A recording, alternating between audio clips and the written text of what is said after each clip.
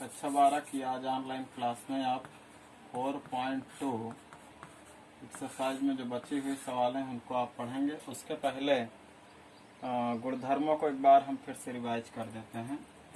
Properties जो आपकी थी, पहला प्रगुण ये था गुणधर्म नंबर 1।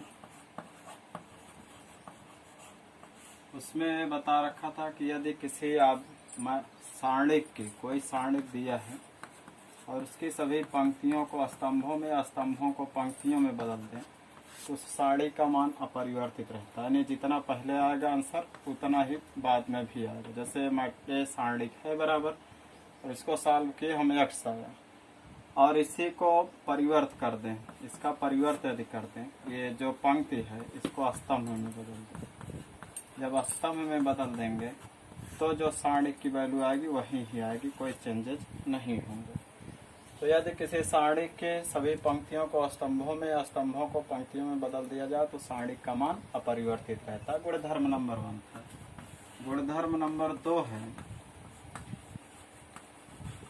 गुणधर्म 2 में बताए थे, यदि कोई सारणिक ए बराबर है, उसमें ऐसे लिखे हैं अवयव 3 4 5 2 3 7 8 7 6, और हम किसी भी रो को दूसरी रो से परिवर्तित कर दें, किसी भी रो को दूसरी रो से परिवर्तित कर दें, या किसी भी कॉलम को किसी दूसरे कॉलम से परिवर्तित कर दें, और वो भी दो पंक्तियों को परस्पर बदलें, किसी सारणी के किन्हीं दो पंक्तियों को आपस में ट्रांसफर कर दें या किन्हीं दो स्तंभों को आपस में ट्रांसफर कर दें, तो जो सारणिक का मान आता है उस सारणिक में केवल चिन्ह परिवर्तित होगा, आंसर वहीं आएगा।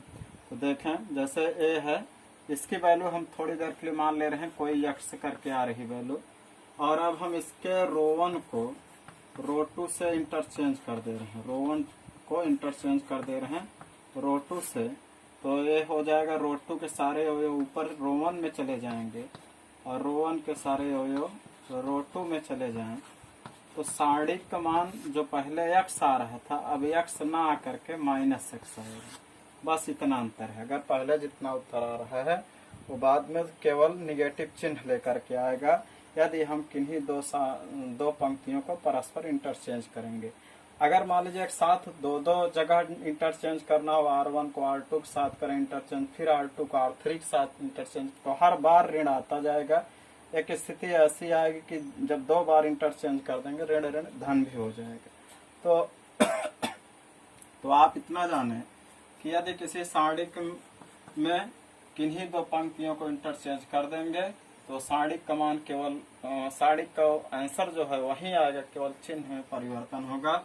इसी तरह कॉलम में भी हम आपको बता दे रहे हैं, किसी सारणिक की किन्हीं दो स्तंभों को यदि आप परस्पर इंटरचेंज कर देंगे तो जो वैल्यू पहले आ रही है वही वैल्यू फिर आएगी। जैसे अब इसमें हम कॉलम 1 को कॉलम 3 के साथ चेंज कर दे रहे हैं, कॉलम 1 टू कॉलम 3, तो हमारे पास आएगा 3 सारे कॉलम जो हैं 3 के सारे कॉलम के जो 1 में आ जाएंगे, 1 के 3 में चले जाएंगे, तो 6 3 5 4 5 1 1 2 3। तो आप देख रहे हैं कि इंटरचेंज हो गया है। इंटरचेंज होने के बाद जो वैल्यू पहले आ रहे थे वो अब भी आएगी, केवल यही एक अंतर होगा, अब निगेटिव y के बराबर आएगी।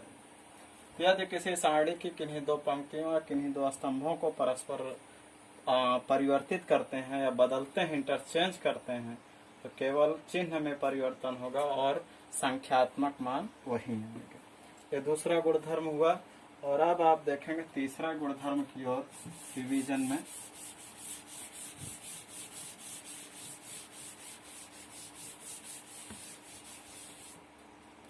तीसरा गुणधर्म 3 है। यदि किसी सारणी की कोई दो पंक्ति सर्वसम, गुणधर्म आप किताब से देखेंगे, यदि किसी सारणी की कोई दो पंक्ति या कोई दो स्तंभ सर्वसम हो, यानी सारे अवयव सेम हो, तो सारणी का मान 0 आता है। एज इस तरह से a बराबर है 2 3 5 1 2 3, और एक और लिखा है 2 3 5। यहाँ देख रहे हैं जो कॉलम 1 में जितने जो अवयव हैं वही कॉलम 3 में भी अवयव हैं। जब कॉलम 1 और कॉलम 3 के सारे अवयव बराबर हों तो सारणी को हल करने की जरूरत नहीं है, डायरेक्ट हम क्या लिखेंगे, 0 लिखेंगे। इसी प्रकार मान लीजिए किसी डिटर्मिनेंट में कोई दो रो सेम हो, जैसे इस तरह से 2 3 4 2 3 4 1 3 8 लिखा है। आप देख रहे हैं इसमें R1 R2 जो है दोनों रो के सारे अवयव सेम सेम हैं। इस सारणी को हल करने की जरूरत नहीं, इस गुणधर्म के तहत क्या होगा, 0। अगर आप हल करेंगे तो 0 ही पाएंगे। तो ऐसे समय में हम इन गुणधर्मों को ना करके, सवाल को बहुत बड़ी ना हल करके, कुछ चंद लाइनों में ही लिख देंगे कि उस सारणी का मान 0 आएगा।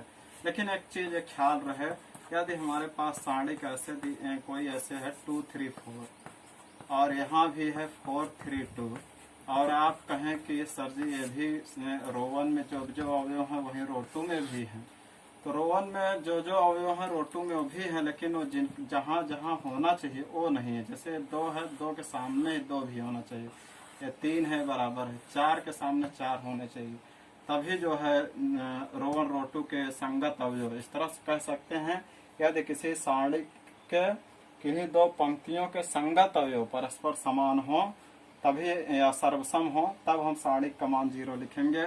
अगर ये कहें कि अवयव रो 1 में जो जो अवयव हो वही रो 2 में अवयव हो, तब सारणी का मान जो है 0 आएगा। तो ऐसा कहना गलत होगा, यहाँ इसकी वैल्यू कुछ और आएगी। तो जब संगत अवयव, जैसे इसका ये 11 ये 12 है 13, इसमें भी 21 है 22 है 23 के अवयव वही वही है, इसलिए सारणी का मान 0 होगा। ये रहा थर्ड प्रॉपर्टी।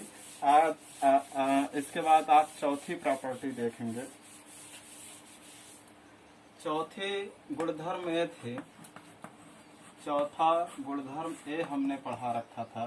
यदि कोई डिटर्मिनेंट ए है और उसमें 3 4 5 6 7 8 ऐसे लिखा है, और अब इच्छा ये कह रही है कि हम रो 1 में किसी संख्या से गुणा कर दें।